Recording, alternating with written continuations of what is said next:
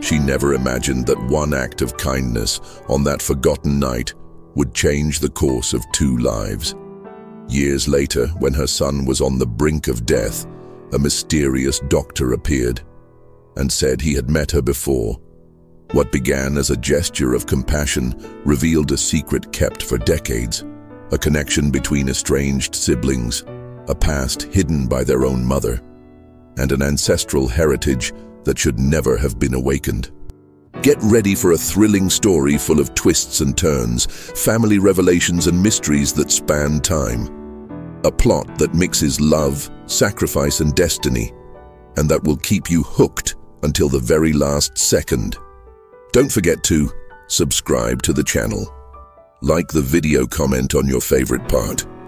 In the small town of Koprivstica, where wooden houses whisper ancient memories and the silence between the mountains seems to hold secrets forgotten by time, winter arrived earlier than the calendar predicted. It was late October, but the first snowfall had already covered the rooftops like a white veil, hiding the outlines of days gone by. There, in a modest public school with windows fogged by the steam of children's breath, Viktor Petrov, 41, stared at the blackboard as if it were a wall between him and everything he felt. A history teacher, widowed for 5 years, he had the melancholy in his eyes typical of someone who has survived many losses without ever allowing himself to fall apart. His son, Alex, just 9 years old, was his last anchor. The boy had been fragile since birth, with a respiratory condition that forced him to live surrounded by care. For Viktor, every breath his son took was a silent prayer answered. That morning, however, something broke the routine. A call from the local hospital. Alex had fallen ill during recess and had been rushed in, his lips blue and his eyes half closed. The nurse's voice was shaking. Viktor didn't wait to hear more. He left his students, his books, everything. He ran out into the snow, his heart racing and his mind plunged into the same panic he had felt 9 years earlier, when he had almost lost Alex in childbirth. But fate is a precise watchmaker. Sometimes it moves the clock forward or backward, just to make sure that certain encounters happen exactly when they are supposed to. As Viktor crossed the icy streets, almost slipping, something inside him stirred. A memory he didn't even know how to remember. A blurred face, a stormy night, a body lying near a train track. It was like a distant shadow, but real. At the hospital reception, Viktor went straight to the emergency room. The doctor still had no answers. Alex was unconscious, his lungs collapsing too quickly. They needed a specialist and fast. There was only one chance, and she lived far away in Plovdiv, with a busy schedule and a reputation for never seeing emergencies outside the capital. But someone was coming. A new resident, sent on the direct recommendation of that same specialist. A new doctor at the hospital. No one knew him yet. Viktor barely had time to understand the situation when the door opened. A man in a white coat entered, eyes steady, steps determined. He approached Alex's bed, examined the exams and said something that froze time. "I'll take care of him. You can trust me. You already saved me once. Now it's my turn." Viktor's eyes widened. The man's face, now illuminated by the cold light of the emergency room, brought back a memory he had buried years ago, as if it were an old dream. A summer night, an abandoned bridge, a stranger on the edge of the abyss. But why was that man there now? And how did he remember Viktor? Before Viktor could say anything, the doctor turned to the nurses and began to direct the procedure with surgical precision.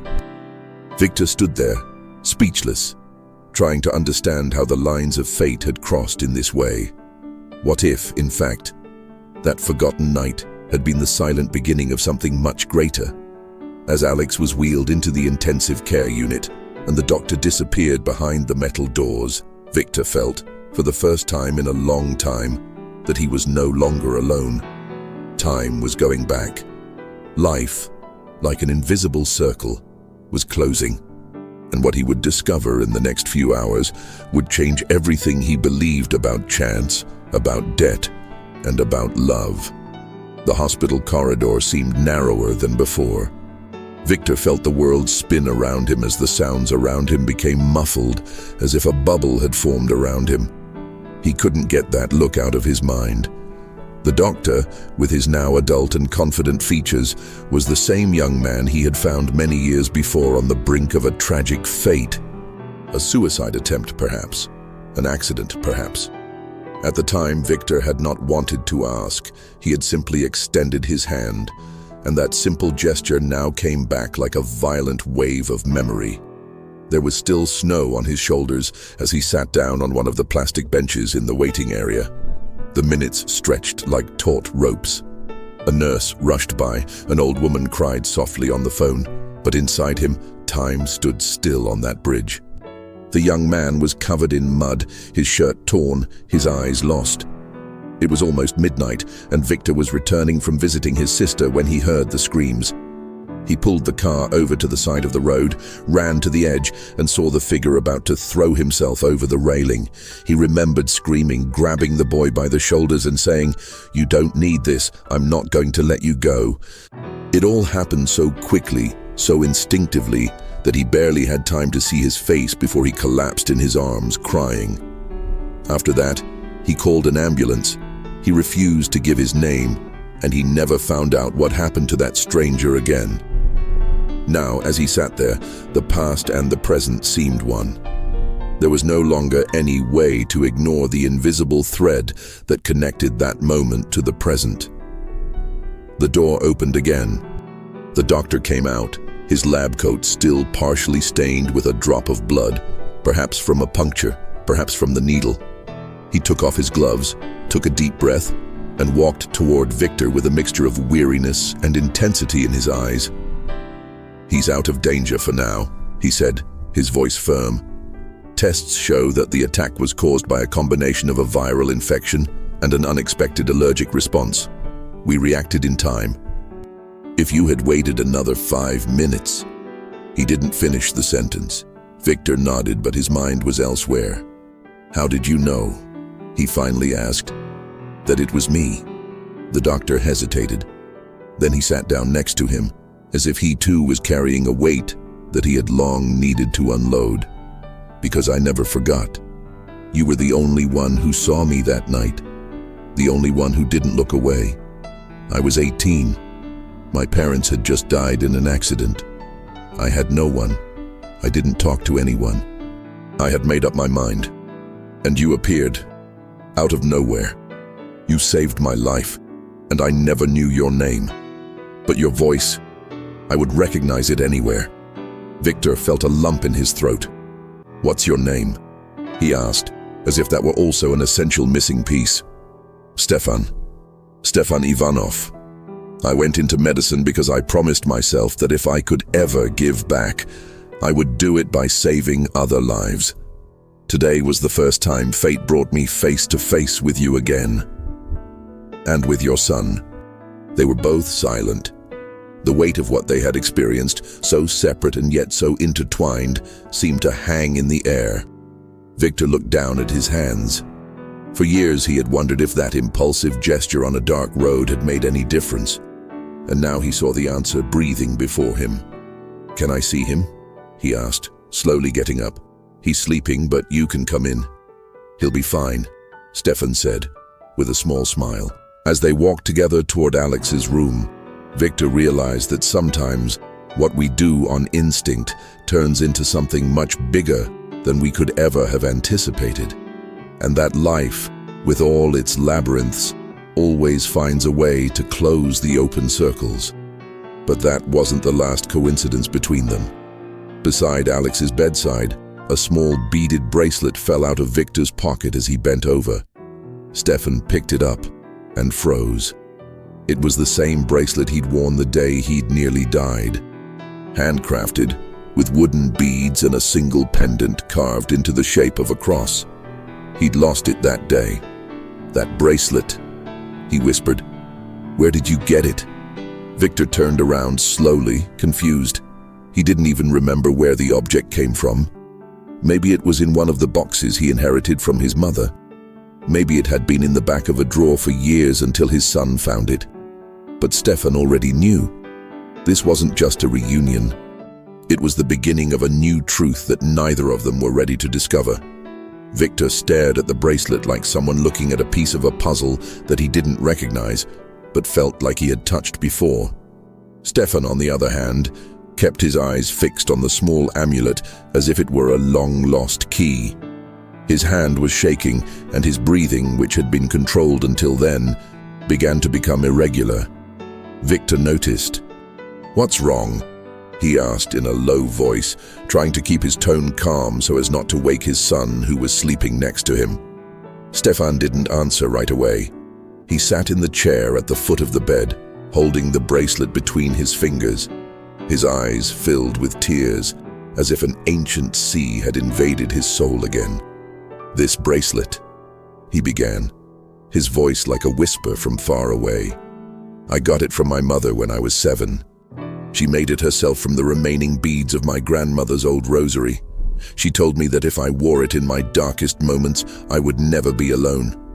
I lost it that night, on the bridge, when you pulled me out. I thought it had fallen into the river." Victor still didn't understand.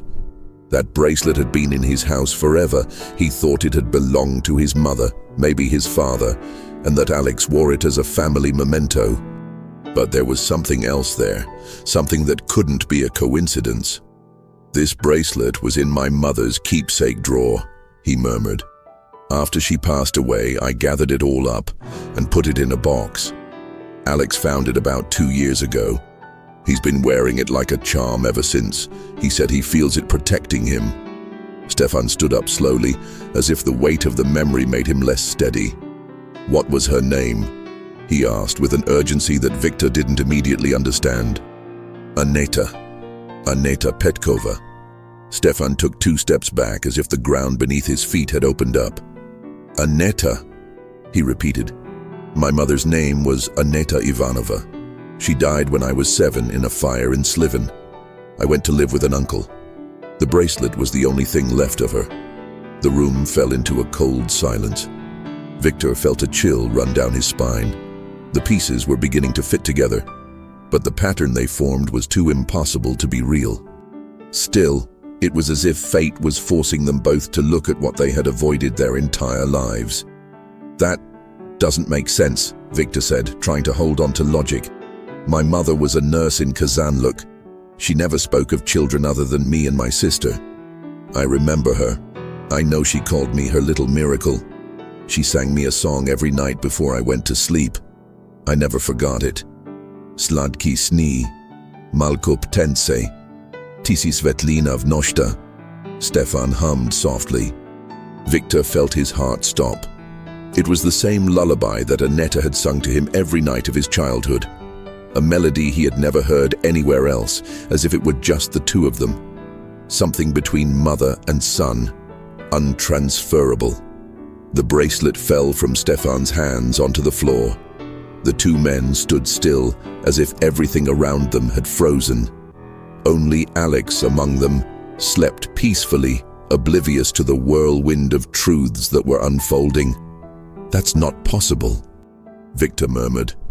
"My mother couldn't have abandoned you. She would never hide this. She left me at the door of an orphanage," Stefan said, his eyes glazed over. "Wrapped in a blue blanket, with the bracelet on my wrist and a letter asking for forgiveness. I read it when I was 18. It said she had to leave me because she couldn't, that she was too young, that her family would never accept her. But that one day maybe the world would find a way to bring us together again." Victor staggered. He sat on the edge of the bed. His breath came in short gasps, his mind whirling.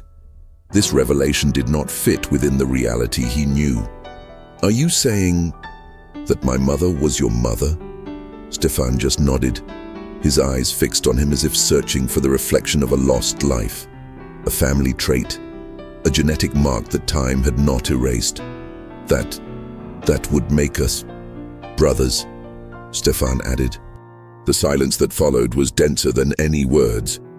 as if the two had fallen into a well of memories that they had not lived, but that somehow belonged to them.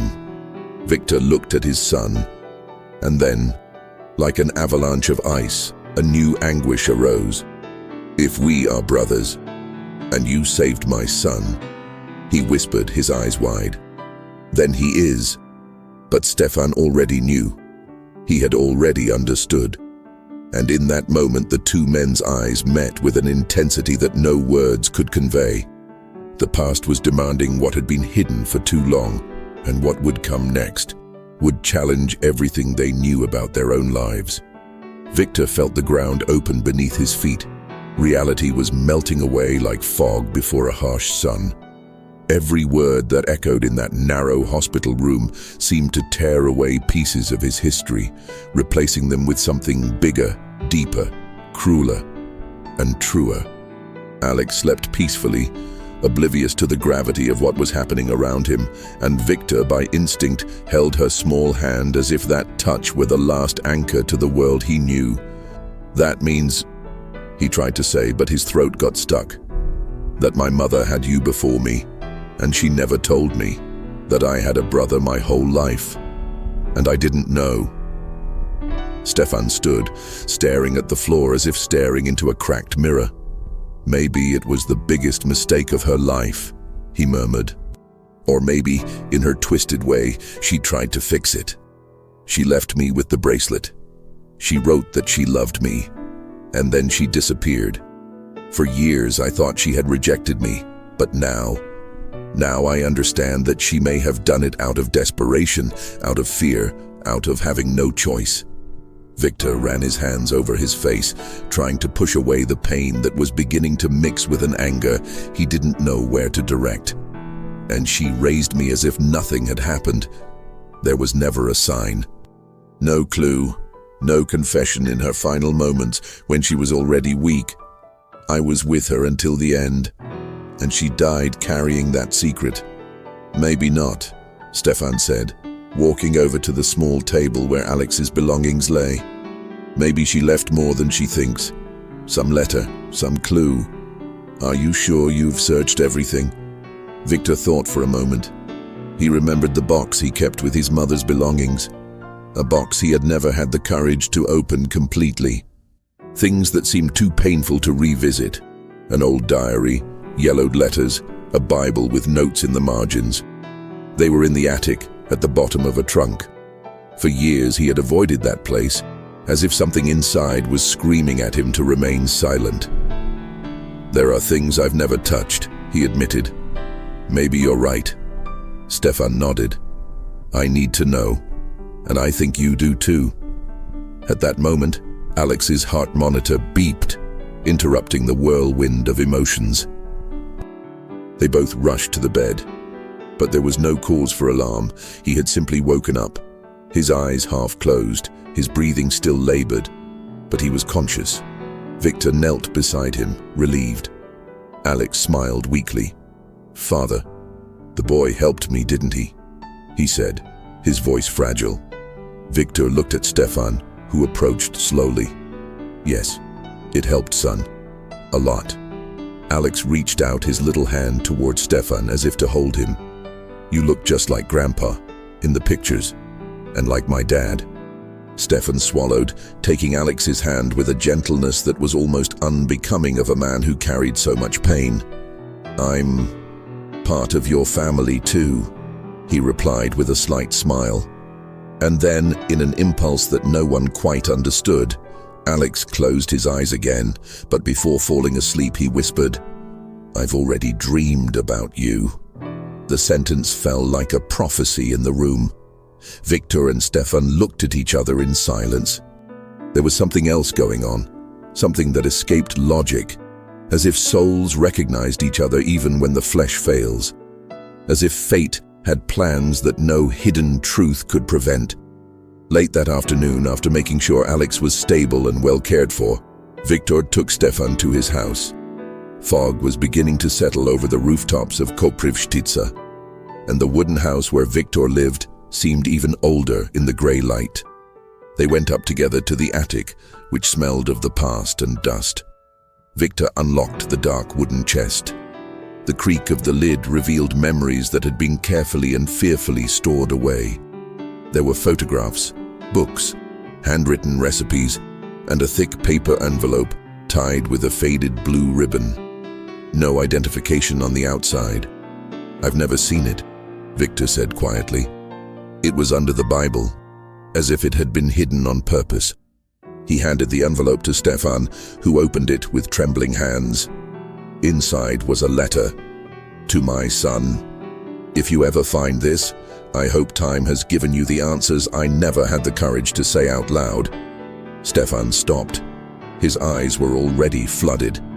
Victor put his hand on his shoulder, and they both sat down on the attic floor in the dim light that came through a crack in the roof.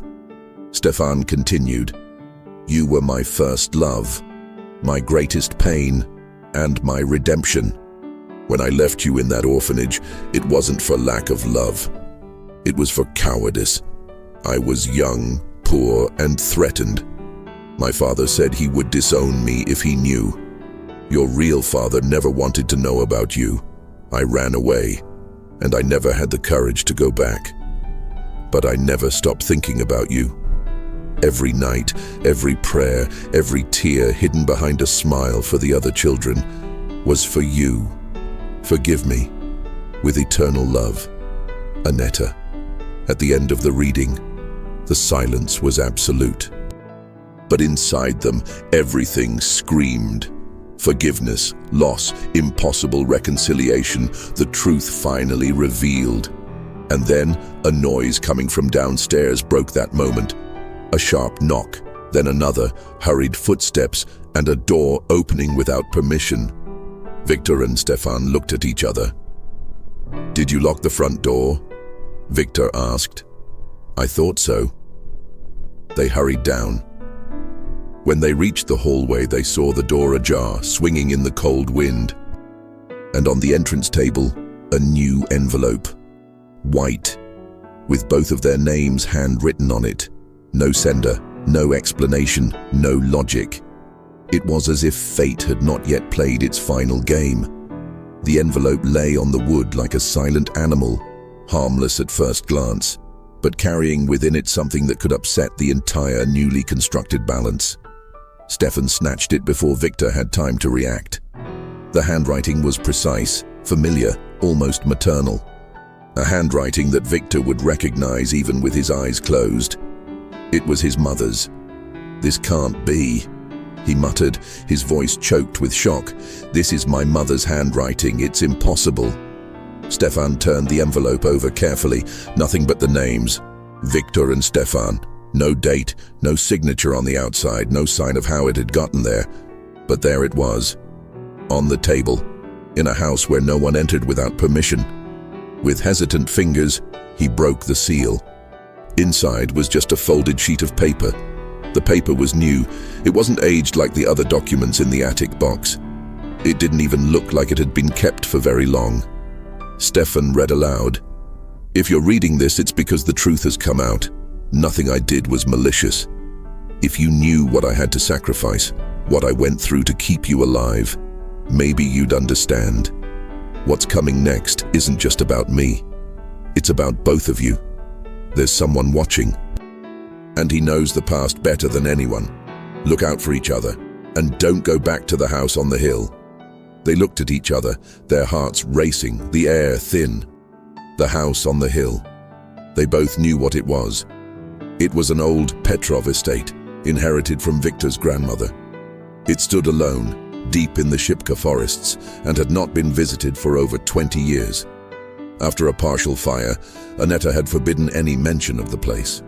She had said it was cursed, that nothing good came from these lands. "Is this some kind of joke?" Victor asked, taking a step back. "How could this letter have been written now? She died 6 years ago, Stefan." 6? Stefan held the paper as if he were holding something sacred, his eyes fixed on the words. He couldn't think of anything logical, and this lack of logic terrified him more than any supernatural explanation. What if she knew that one day it would all come to light? What if she left instructions with someone who is still... taking care of this. Victor rubbed his face hard. This is crazy. Someone broke in here. Someone is messing with us. There has to be an explanation. The question is, why? Stefan replied firmly. Why now? Why this warning? And who is watching us? Silence fell once more. This time it was not a silence of revelation. It was a silence of threat.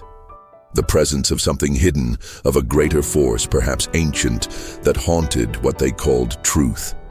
And the warning was clear: do not return to the house on the hill. But it was too late. In the middle of the night, Victor woke up to a sharp noise coming from the window, a creaking sound. He ran to it and found only cold and darkness outside. But something made him go down to the door. On the floor of the balcony was a small circular object made of ancient metal, a medallion.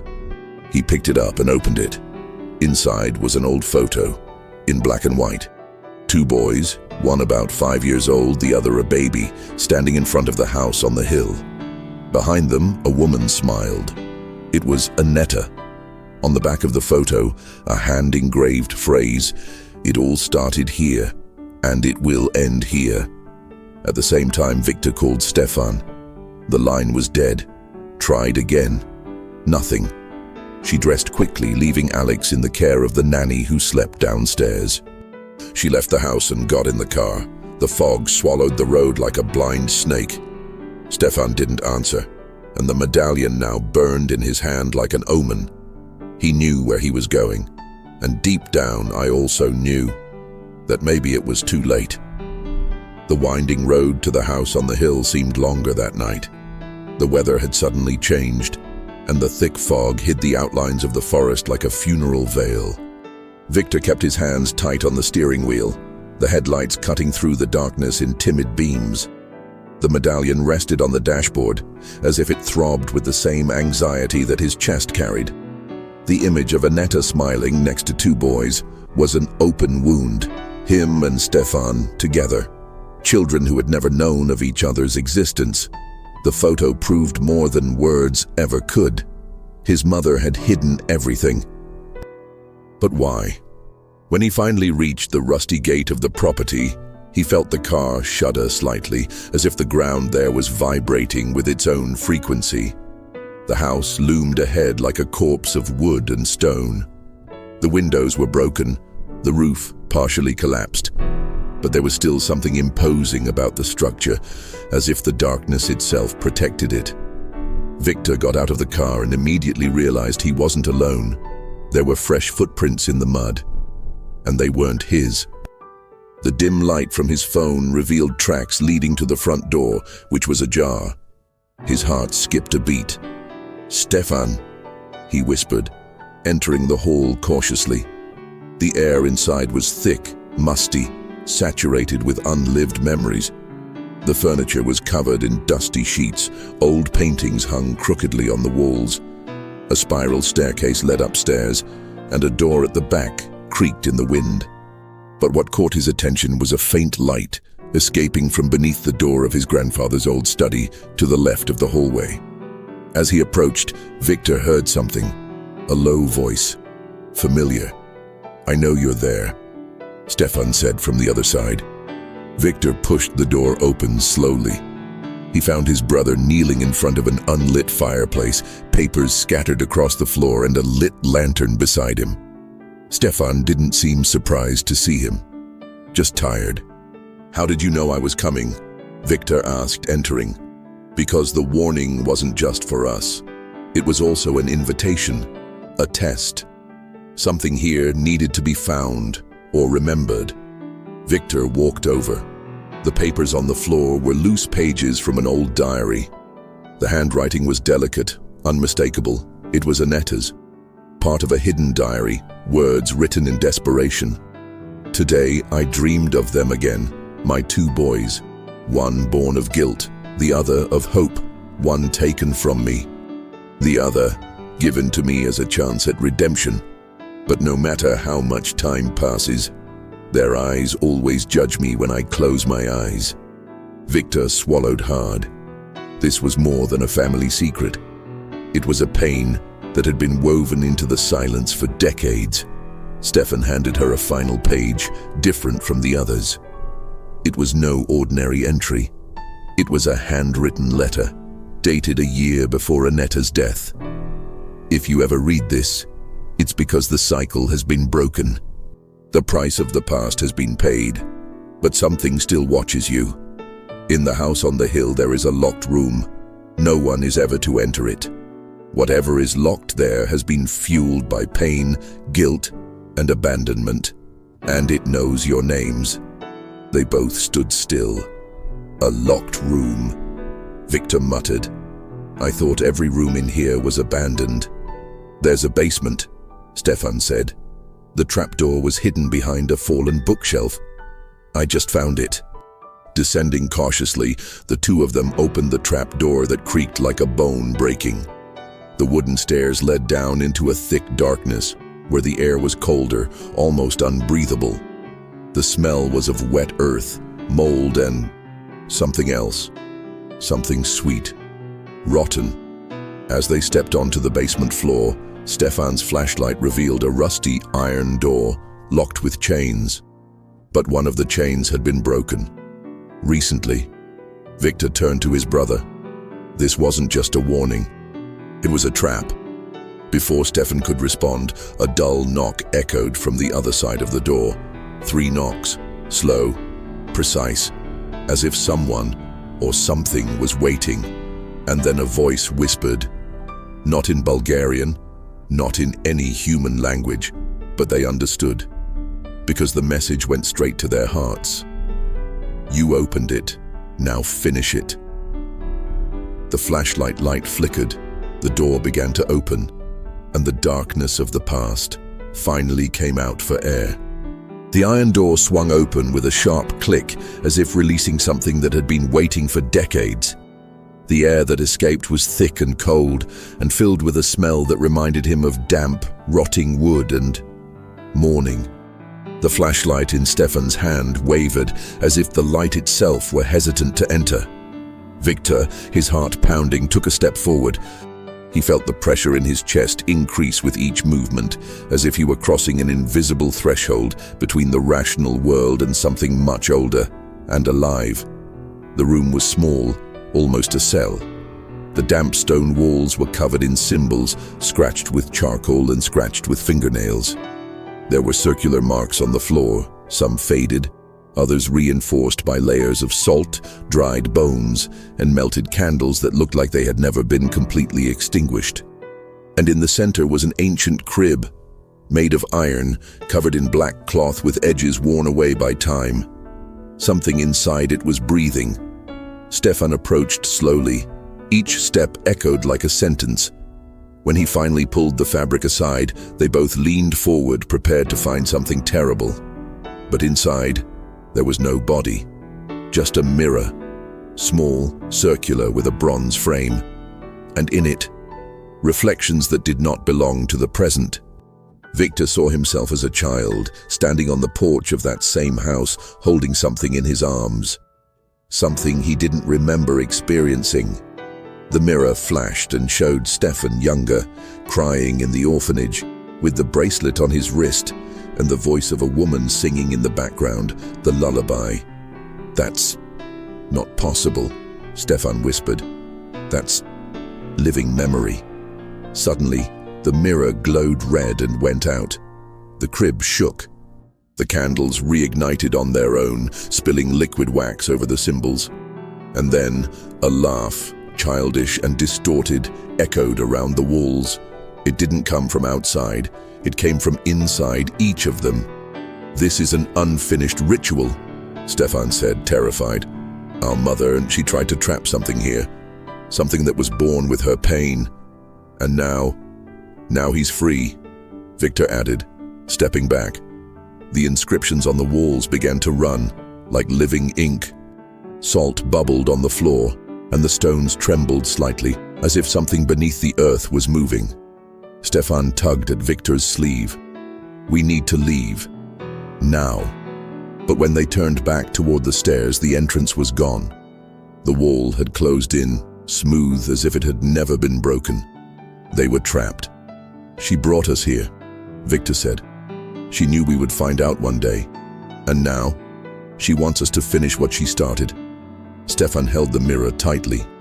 The glass began to crack, and a black mist began to rise from it, swirling around the room.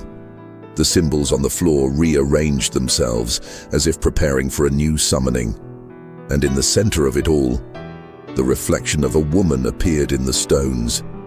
Annetta's face, but not the sweet face they remembered. It was a tired, somber countenance, distorted by pain. And she spoke, not with her mouth, but with her eyes. "You need to close what I couldn't." And then, a baby's cry sounded from the mirror. Victor fell to his knees. It was the same sound he had heard on the day Alex was born. The same cry. Identical. As if the cycle hadn't started with Annetta, but with Victor's own son. The crying echoed inside the mirror as if the glass were made of flesh and memory. Victor could barely breathe. It wasn't just a sound. It was a summons. A call that came from deep within everything he thought he knew about his history, his family, his own son. Stefan, still holding the mirror, felt the veins in his arm throb with a heat that wasn't physical. Something in the reflection was trying to get out, not with force, but with desire, with a silent plea, with hunger. "This isn't about us," Stefan murmured. "It never was. It's about him, about Alex, the one born after the oblivion, the one who carries the last link." Victor shook his head, refusing to accept it. "Alex is just a child. He's innocent. He was saved by you. If there was any evil in him, if that cycle was still open, he wouldn't have survived." "It's not about evil," Stefan said, his voice shaking. "It's about inheritance. A burden passed from our mother to us, and from us to her. Maybe her pain became flesh. Maybe what she locked away down here wasn't a spirit at all, but a twisted reflection of what she carried in her womb when she had to choose between two children." The mirror was now shaking on its own. Dark mist was gathering on the ceiling, swirling like a contained storm. And on the frame, letters that had not been there before began to appear in ancient Bulgarian, written in dried blood. "One needs to forget, the other needs to remember. Only then will the seed of pain not germinate." Victor stood up. The blood in his temples was pounding. He understood. One of us has to forget, erase all of this, as if it never happened. And the other has to carry it all alone. Stefan looked at his brother with eyes that had already made up his mind. "You have a son. He needs all of you. I was saved. And maybe I was saved for this, to remember in your place." Victor backed away. "No, Stefan, that's not fair. None of this was fair," he replied, now firm. "But someone has to remember what happened here. Someone has to keep this truth, bury this mirror, seal the past. And I lived in the void once. I know how to survive in it." The mirror now shone with a bright light. The crib was crumbling into dust. The mist slowly descended, touching the floor. The time was coming. Stefan approached Victor and placed his hand on his shoulder. "Take care of Alex, and if one day he asks about me, tell him that I was the echo of a promise, that I was the reflection of what could have been, and that I chose to be the wall between him and what was haunting him." Victor wept silently, powerless to stop himself. His brother opened his arms in front of the mirror, as if offering himself to himself. The mist enveloped him, whispering words that Victor did not understand, but that somehow calmed the storm. And then, everything disappeared. The mirror fell, cracked, to the floor. The room was lit by a golden beam that rose from the floor to the ceiling, like a sigh from the earth itself. The wall behind them opened of its own accord, revealing once again the staircase to the world of the living. Victor staggered up. When he reached the top, the sky was still dark, but the storm had passed. And on the horizon, the sun was beginning to rise between the trees, tinting the leaves with shades of gold. In the hospital, Alex was awake. He looked out the window with calm, serene eyes, as if he knew everything, but didn't need to say anything. Victor hugged him tightly, whispering promises that only he would understand. That night, Victor buried the mirror in a distant field, where the earth was hard and silence was observed. He sealed the place with a circle of salt and a prayer he had learned in his dreams, perhaps taught by someone who was no longer there. And every day, when she looked at her son, she remembered Stefan, not as a lost shadow, but as the man who had saved 2 lives and sacrificed his own so that the past might finally sleep. Because in the end, it was true. She had saved a stranger from death, and years later he saved the most precious thing in his life. End.